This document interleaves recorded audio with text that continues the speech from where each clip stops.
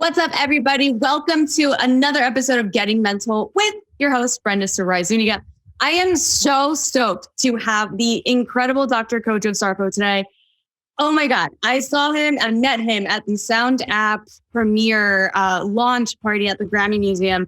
And when I saw him speak on that panel, I'm like, I got to talk to you because he was so real. He was so awesome, so knowledgeable, so authentic. I can't say that enough. And I was like, we got to connect. And now he is here with us, and I am so incredibly honored. And we're going to have a really awesome episode today. So, Dr. Kojo Sarfo, thank you again for being here. Yeah, thank you for having me. I appreciate it. It's great to be back, the new year and, back in the swing of things. And I'm excited and honored that you have me on the podcast. Heck yeah. I'm so stoked. I love your story, by the way, your story of ADHD and how you were diagnosed. I, too, was diagnosed at 25 years old. Okay. So, magic number. What's up? So it's a magic number. It is. It is a magic number. And I know you were too. And I wanted to dive in a little more into your story. So tell us more about you. Yeah. So, my name is Kojo Sarfo. I live here in Los Angeles. I'm an online mental health content creator, also clinical ADHD specialist. I have a background as a DNP, doctor of nursing practice. So that's a psychiatric mental health nurse practitioner. And, I was doing forensic psychiatry before I got to LA in Virginia on the East Coast. And I enjoyed that and started posting on social media. Like most people, I was bored. And, one thing led to another. I kept answering questions and finding new and creative ways to post the content. And it eventually turned into a career for me. And that's why I'm here in LA looking to explore different media and entertainment opportunities. So I'm excited to be here. And as it relates to the ADHD, yes, something that I've struggled with my whole life. Probably that I had it for sure in 7th grade. But, obviously, my parents didn't have insurance at that time. And it's kind of like a silent thing. So if you're not bleeding out to death, right?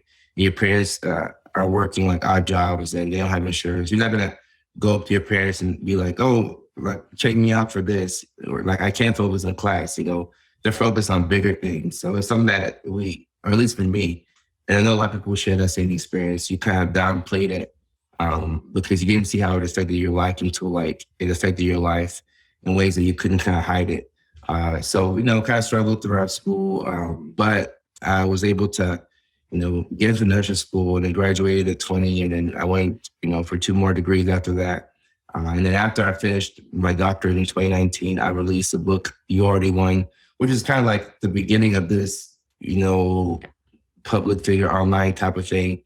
Because that's where I told my story. And in the book, I talked about, being diagnosed with ADHD at 25, but, the fact that I knew that I had it throughout my life. And that was the cathartic thing that I needed to put it out there so I could talk about it online. Because once I did that, I wasn't really ashamed, you took away the shame. And now I just live my life for me, and it's too much pressure trying to do this or do that or hire this or have that. I just live my life. And, I gravitate towards people who are, on that same, journey. And they have that, the bandwidth to understand that it's okay to, not be okay. And it's okay to not have to pretend to be somebody that you're not. It's much easier to just be yourself. Yep. And so you knew you had it. Right. You knew you had ADHD. I did not. I had no idea. I remember watching a video of yours where you talked about in your report cards growing up, your teachers would say, he's a very bright student, but he's in his own little world. I was the opposite. I was always in everybody else's world. I was super hyperactive in class. And so my report card comments were, she's very bright, but she can't sit still. She can't stop talking. My gosh, she can't stop talking. And she will go and bother her friends when she's finished taking a test. And then she'll just go up to them as if they're not taking a test. So she actively sings in class when I'm teaching, because that's what I used to do. If something was boring, if the teacher was writing, I don't know, a math problem or something, I've never been good at math. I would just burst into Disney songs in the middle of class. That's how it manifested for me. But I had no idea it was ADHD because like you were saying, our parents, they didn't, they had bigger things to worry about. I also didn't have health insurance growing up. And I remember you talking about in your culture, it was also stigmatized to talk about this stuff. I'm Mexican, so it's very stigmatized in my culture too. How did you end up getting diagnosed with ADHD? I was in my grad school program, so I was, like I said, 25 at this point. I'm not a kid. I'm not 12 or 13 anymore. Like, I'm in a doctorate program. I know how things work. I know how to go make an appointment with a primary care provider. So, being an adult, you have that responsibility, to take care of yourself. And I talked to other friends that had some close friends who had ADHD as well. And they pretty much told me how it went. They talked to their primary care providers. Some of their PCPs went ahead and assessed them and diagnosed them and provided them medication. And some of them, referred them out to a specialist, right? A psychiatric nurse practitioner, a psychiatrist, most commonly. And they would go from there and get the right treatment and medications and this, that, and the third. But it was difficult. Just in the beginning, like figuring out like where to go, who to talk to. And I couldn't realize, somebody said that on TikTok, it wasn't my quote, so I can't take credit for it, but I want to say it was Nadia Adhd. She's also a psychotherapist in Canada.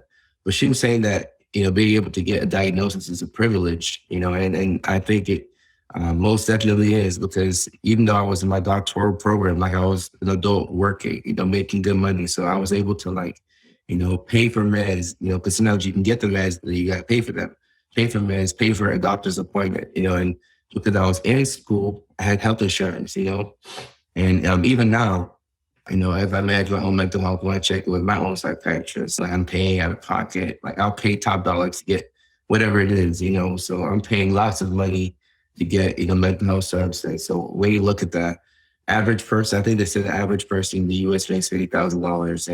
And we know how things can get so expensive in California. Can the average person get mental health services in this country? And the answer for the most part is no.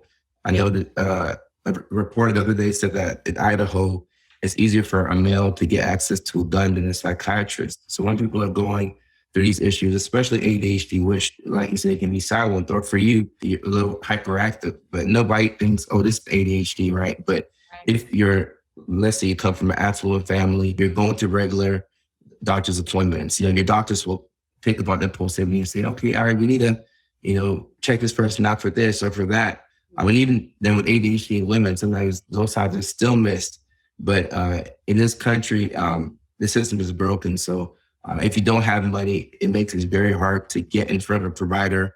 And that's why the work of doing social media is important, because people have had to struggle in silence and just kind of, know that there's an issue, but feel like they can't do anything about it. And that's that's a feeling of helplessness. That's not fun at all. Yep. And that's why I love that you do those videos. I love when you cover all ranges of mental health conditions, not just ADHD, but I love when you talk about borderline personality disorder. That is a mental health condition that's very hard to treat. And the signs are not that obvious, but it is very difficult to live with. I studied psychology in school as well. I've been studying mental health for over a decade now. And I remember learning about borderline personality disorder, because my field of expertise when I was studying psychology was narcissism. I was very curious about what makes somebody a narcissist. How is it that they operate? What goes on in their minds? Because I don't think I'm total opposite. I'm an empath. Like, I feel everything. Like, I always want to give to others. And I'm just like, wait, how is it that somebody can become that and can do that? Because you were mentioning something about forensic nursing as well. Right. The forensic psychiatry, when I was working as a nurse practitioner in Virginia. Okay. Yeah. I was obsessed with serial killers growing up and forensic files and all that stuff. And I mean, from what I have found is that they had a very difficult relationship with a mother figure. And oftentimes that mother would display a lot of characteristics of somebody who was borderline. Mm-hmm. And so I just thought that was fascinating. And it is a mental health condition that not many talk about. It's so needed what you're doing. And like you were saying, social media is a wonderful way for all of us to continue spreading awareness on mental health, because suicide rates have gone up. Right. And there are resources out there. And it is difficult to get resources in the sense of therapy because of our financial situation in this country. Right. Yeah. Like you were saying, it's easier for a man to get a gun than to get a psychiatrist. It's frustrating. And I mean, frustrating, right? The funny thing about it, it is somewhat depressing. And, like I mean, not to get political because I don't really keep up with politics, but I mean, I have some empathy, for the politicians who are in office, because I know it's hard to get anything passed, whether you're a governor or whether it's at the federal level, but I always tell myself, like, if I was the governor of California, or if I were, if I had any say in how things were done, I would incentivize mental health providers and make it easier for people to access these services. For example, today I just got a notification that they're sending out, like, you can get 4 free COVID tests shipped to your home or something like that, because we're in a pandemic. So there is a silent pandemic going on with mental health, and nobody knows how to talk about it. That's why any content posted about it online is helpful, whether it's me or somebody else. Like, the key is to get the information out there, whether it's relatable, funny. You have to get the information out there so people can understand, because people are going through their lives.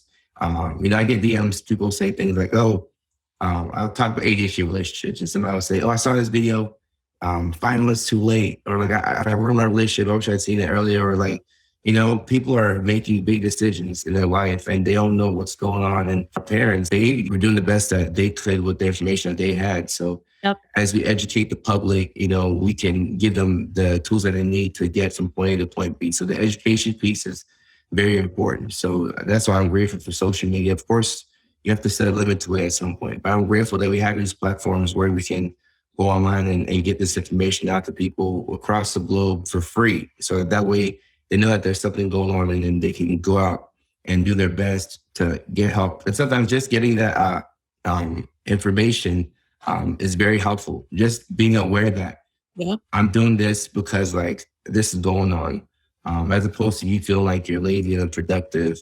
I'm anxious, or I'm depressed, right? Or I have ADHD. Then it all kind of makes sense, right? It all ties in together. Oh my God. Yeah. Because I remember when I was diagnosed with ADHD, everything made sense. I would start a cajillion projects. I would get so excited about the projects every time growing up. And then when it came to execute them and actually keep up with the details and the mundane repetitiveness, my brain was just like, and it would stop. And I'm like, I'm bored. I don't want to do this, And then it's like, well, how do I fix this? Start a new project. And so I would start a new project. I'd get so excited. My dopamine would be up again, my motivation, my focus. I'd be like, yes.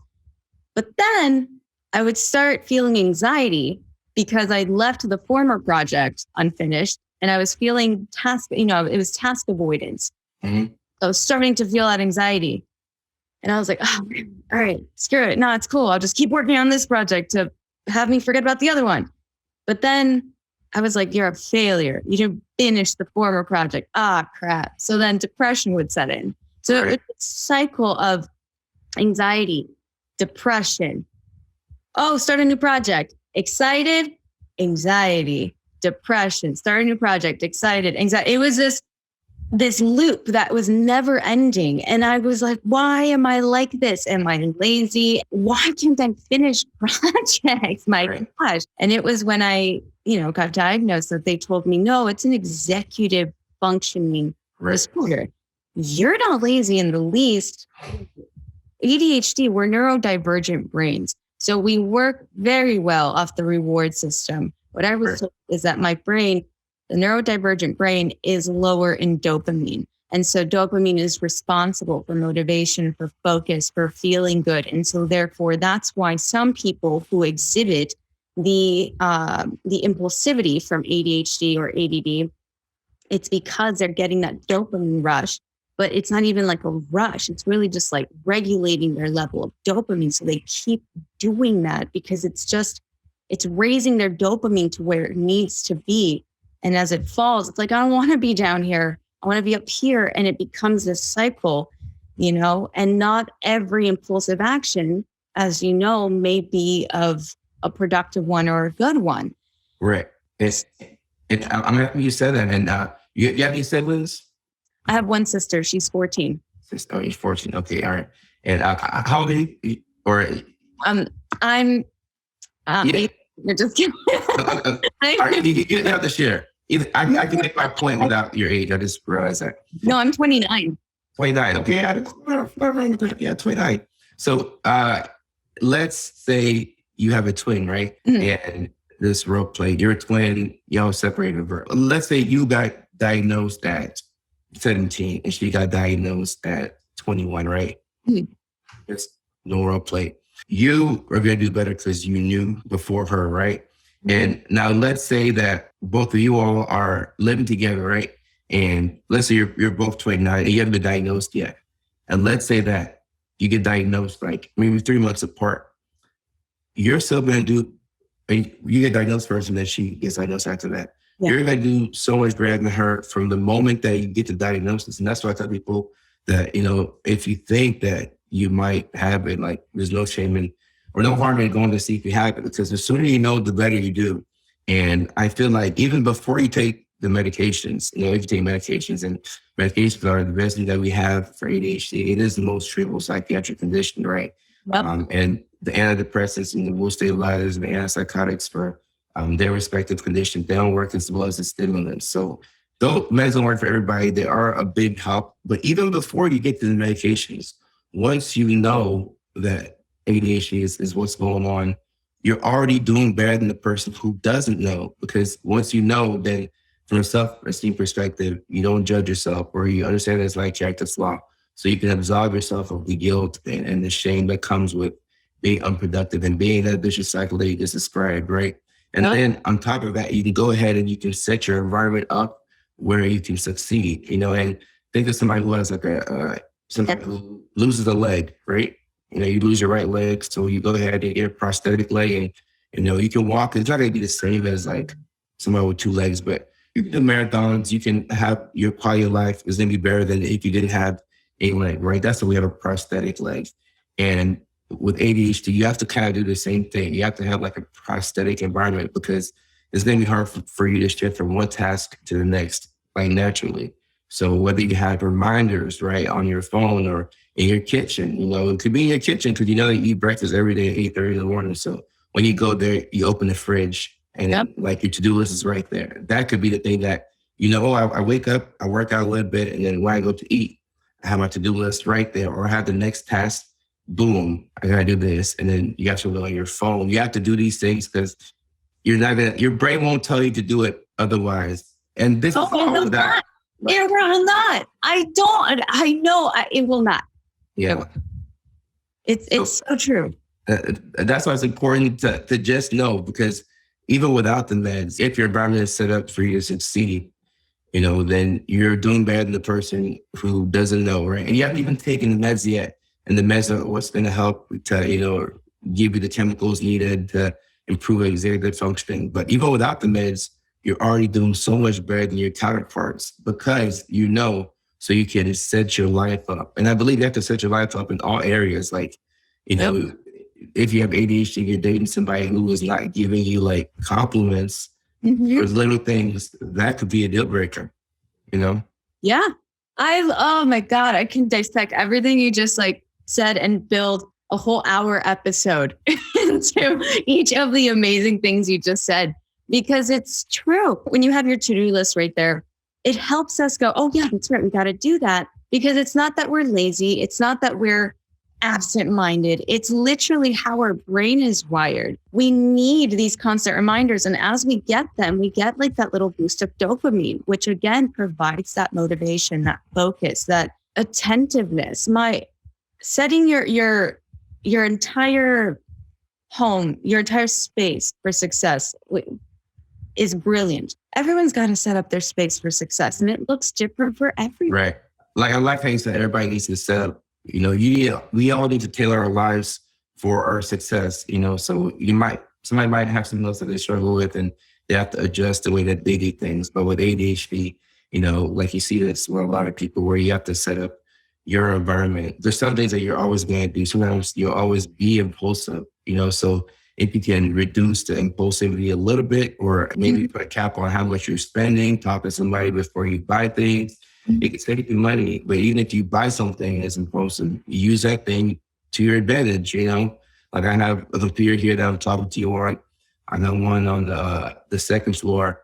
We have a laptop, right? And I think this computer was probably like an impulsive purchase. It was a gaming type computer, and I have like the little fancy camera shoot backing me. But now I have a workspace here, and then on the second floor, I have a workspace. If I need to go to the rooftop, I can take my laptop, and all of the 3 computers are hooked up to Google Tasks. So like I can kind of pick up where I left off. And I use Google Documents, so I can pick up where I left off on any computer. But sometimes I just have to switch my environment. I just got to take a break, and then I might leave here at like 12:34. I might need to get back upstairs again until 7. Maybe I got sidetracked or something. But I have my laptop with me upstairs. I got somebody downstairs. I got my phone hooked up to Google Tasks. Having constant reminders going off over and over. So those are things that like I need, and it can be different for different people who have ADHD, but you have to figure out what you need and then go from there. So if you don't know what you need, because there's a difference between things that you want and things that you need. So once you know what you need, you can build like your life around that. And that's where sometimes the depression kicks in, because like, you have to be need-based initially before you go for the wants. So you can have the wants, like you can have maybe like, I don't know, like a fancy car, something like that. But if you don't have like need, like the environment set up where you're having reminders and things like that, you're going to be sometimes depressed because you're not doing things on time. So you get behind on things. And then because of that, you're paying late fees because you're not paying bills on time, or you're missing out on projects and you're losing money. And that's when a lot of people start to like get it together. And for me, that's also like how I start to, that's how I need to get it together. Like if I'm losing money and the team is losing money on projects because it simply wasn't finished, then it's cutting into my wallet. Something has to be done. So I know when like it's time to like, all right, reel it back in. Heck yeah. And so what would you say is something that somebody can do to help them realize what their needs are? That's a great question. And I feel like you have to try different things. And initially, like we all know you need to get consistent sleep and we need to eat throughout the day, right? And those are simple things that sometimes we still don't do, even though we know we have to do that, right? But your other needs, it's important to, always ask yourself, like every 2 weeks, every week, every month, ask yourself, what does self-care look like for me right now? That might change. Like now might be a time that you have some type of project to work on and you can make a lot of money and you have to work extra hours or 2 jobs. And then maybe by the middle of March, you accomplish that goal for that quarter. And then you're like, okay, I'm going to spend more time with my family. Your needs do change from time to time. So it's important to be able to, recalibrate and understand that your needs change. But some things are going to be things that you're going to always need. So like if you're somebody who you realize that whenever you hang out with a new group of friends and they kind of like slide in some jokes, and you don't like it, you're going to have to address that and say, hey, I don't need that. I need people who speak like it to me, people who encourage me verbally.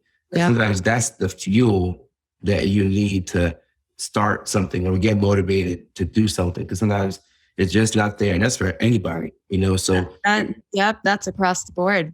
Your needs change over time. But it's important to, like if you, let's say you're unhappy right now in life, you have to ask yourself, I'm unhappy. Okay, where do I want to go? What do I want to do? And a lot of times with depression or depressive feelings, there's a big difference between who you see yourself as and where you are. And if you can figure out like what's in that gap, then you can see, okay, I want to do this. I'm doing X, Y, and Z, and that's putting me closer here. And I'm doing A, B, C, and this is taking me away from my goal. And to figure out, why am I doing this? Why am I doing something that's taking me away from my goal? And then it's going to get you closer to a need. So like, let's say you're using substance or doing drugs, right? Yeah. The reason why, maybe there's something that you're trying to fill. Maybe it's loneliness or something, but it's a need that's not being met, which is why you're using a vice. And that vice is like getting you closer to your goals. It's helping you maintain. So like, it's always good to see like, what's the why and be a little introspective. And it can be difficult to do that because you have to address certain parts of yourself that, it'd be easier to just ignore it. Yeah. Again, get curious about yourself, get curious and figure out what is it that works best for you. Come at it from a place of compassion and curiosity instead of shame. I've mentioned that in a different episode too. I think that's great. And it's a good thing that you know what you need because especially with ADHD, like, you get bored easily. So you might really be dipping your hand into a lot of different pots. So now you can do all these different things and you get to know that you're needed by doing a podcast, by doing comedy. I love to watch Dave Chappelle, that made me laugh on even like the worst day, so it could be comedy, it could be volunteering, but you're still getting that inner need met as opposed to, let's say, somebody saying, oh, she's so pretty. She's the most beautiful woman ever, right? Between that and somebody saying, oh, you did so much for me. Like you helped me out at a dark time in my life. Between those two, you might take the latter because that's a need for you, whereas a compliment might be a want. I don't know you, but that could be a want for you. So it's important to know what is the difference between the need and the want, because once those two, start to get conflated, you don't know what you really need. That's when sometimes you question your purpose and you're like, what's the point of all this? People even really care. Like, are people really watching? I mean, with social media, it happens like that fast because we're used to getting things so fast. Yeah. So if you go and then, people aren't sharing your content or people aren't reaching out to you or nobody wants to like interview you or whatever the case is, you might, put your head silent and you say, am I really like doing anything? Like what's the point? Like why am I even here? Like who is watching for what I do? So it's important to know what makes you feel like the most alive. And the good thing about, I would say the good thing about those of us who are in LA trying different things is that you're trying different things. You're trying all these different things and there's a common denominator in all the things that you enjoy. Yep. And with all those activities, there's something that you're getting that you really need, whether it's a laugh or whether it's somebody saying thank you or whether it's you putting your own affirmation out there. There's something there that you're getting that you need. And like, you don't know it's a need, but you keep doing it. So it's important to sometimes just look at ourselves and figure out what that is. And during this extended spring break, which I would just call the pandemic, we've had so much time to think towards maybe too much time. We have a plan to, a little bit. Too much time. Yeah. I think it's too much, but we've had a lot of time to just think to ourselves and figure out like what is it that we need and what are we after. And if you're somebody who can satisfy all your needs, I'd say that you're a pretty fortunate person. Yeah. And absolutely. And so now I'm going to turn the question on to you. Mm-hmm. What do you need? What fuels your fire? Yeah, I need periodic reminders that, similar to you, that I'm doing the thing that I was meant to do. And I feel like my thing is to help, right? Like it's to help. The way that you help is different, whether it's through something funny or whether it's through like the little music videos or a skit or something. The goal is to help, and it's through education and entertainment. And that's what drew me to the city of LA. I came here 2 years ago for a TikTok event. I saw all these creators talking about how they do this for a living.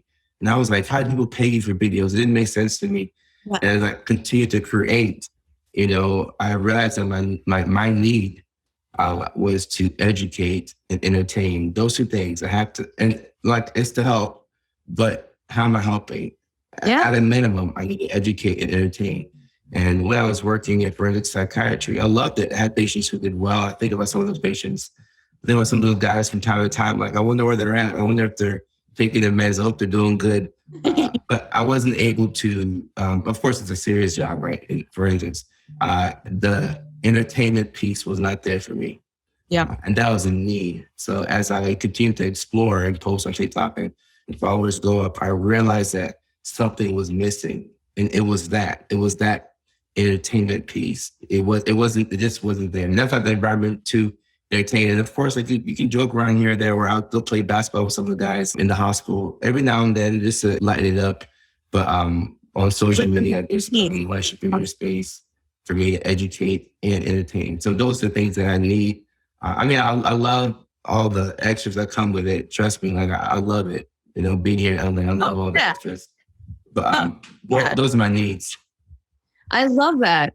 I love that because you were able, and you know what? You were able to go, I love forensic psychiatry. I love this. This is awesome. But there's something else. I need that entertainment. And you went for it and you did it. And that is super admirable. That's what we're here to do. And I say this all the time. Life is very short. We think that it's long, but I mean, it's gone in a blink of an eye. I mean, I blinked and I'm 29. I'm like, what? My high school graduation was yesterday. What? Same here. And I'm just same age. And I still feel like I'm 14. Exactly. Yeah. Exactly. So we got to go for it. So it's very admirable that you're showing others that you don't have to let any mental health condition define you. You don't have to be a victim of circumstance. Right. You can take charge and go, no, I'm going to use it for my benefit. This is, right. I always say ADHD is a superpower, by the way. That's definitely a good way of reframing it. Yeah. For me, when I'm able to hyper-focus, oh my God, the things I get done in that hyper-focus state. Right. I mean, it would take, I don't know, a neurotypical maybe a week to do it, and I can do it in hours. And it would feel like 5 minutes to me, which is phenomenal. We have time blindness, right? Like we don't have a sense of time. And it's really funny when my boyfriend, oh my gosh, he is like incredible. He handles all the logistics. He's my ashwagandha. He's my stabilizer. I'm his sugar-free Red Bull. I like that. I'm his sugar-free Red Bull. I'm like, let's go, like naturally. And he's like, absolutely, let's go. But he it's so great. And so the reason why I brought him up is because every time that we need to go to the airport, I'm like, whoa, I didn't remember this was here. He's like, babe, we have to go. What? He's like, let's go. I'm like, why? We have like 10 minutes. No, that was 10 minutes ago. Like we have to go. I'm like, oh, okay, my bad. And then, and he's like, no, it's fine. But he's so funny and calm about it because he understands and he has no problem going, babe, let's go. We got to go. Come on. I'm like, oh, yeah. My bad. And, and so time blindness is hilarious. But again, those constant reminders help. That focus state. I like the fact that like you've known about this for like 4 or 5 years, right? Half a decade. So when you enter into a relationship, like to tell somebody. I always recommend to people. I mean, you have to tell people like you have ADHD like from the jump, but at some point, being with somebody for a while, it's good for them to know, and that person and have more empathy for you if you're late, because maybe sometimes they almost even expect it. Like they probably give you like a little 15, 30-minute grace period window.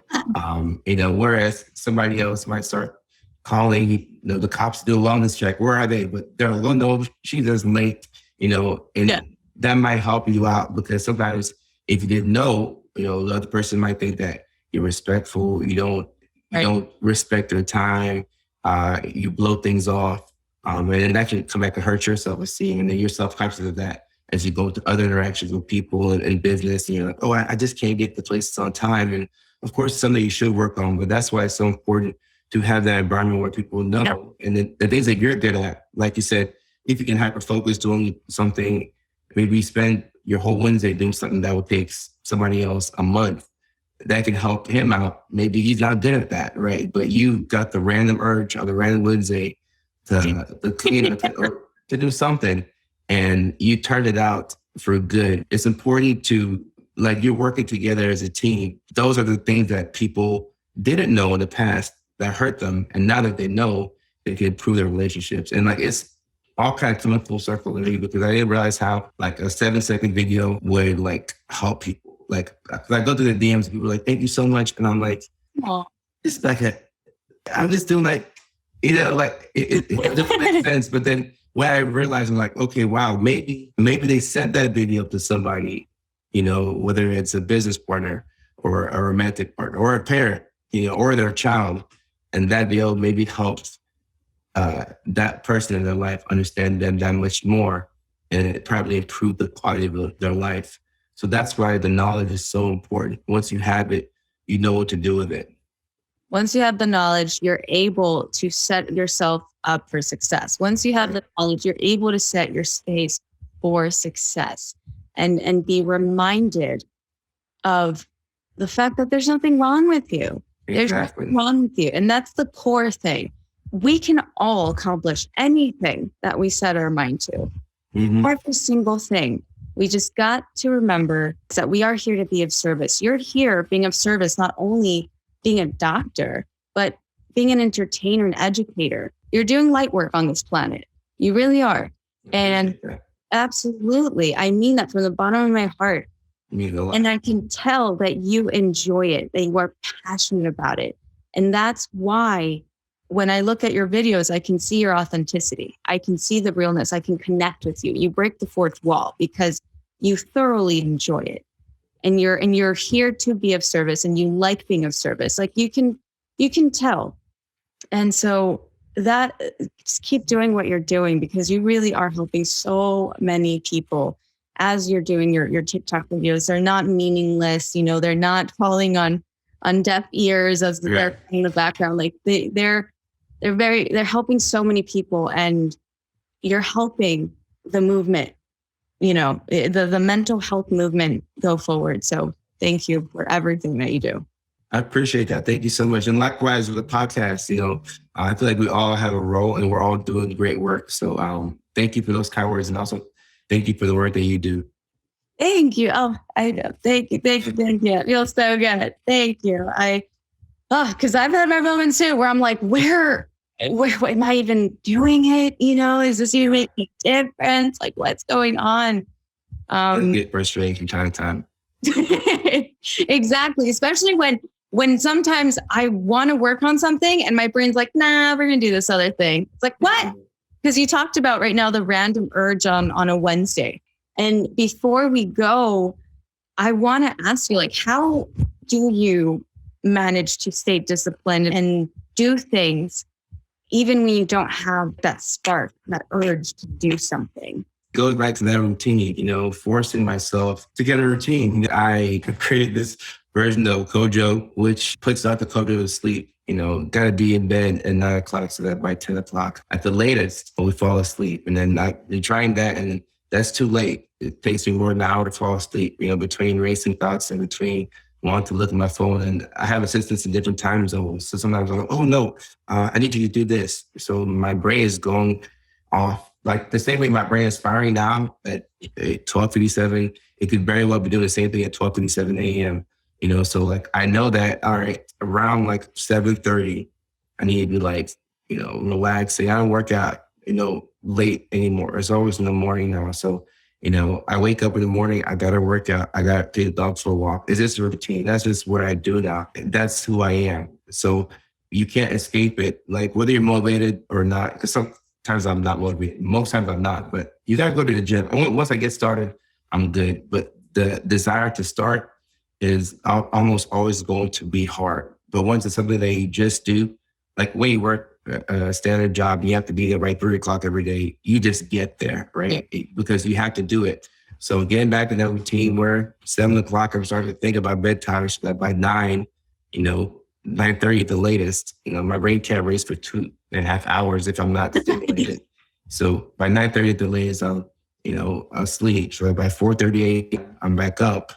And then when I wake up at 4:30 a.m. and I have a good 30 minutes to just roam around, meditate, do devotion, play with the dog, watch funny videos, and nobody is texting me, when I do that, that reinforces me to go to bed early that day.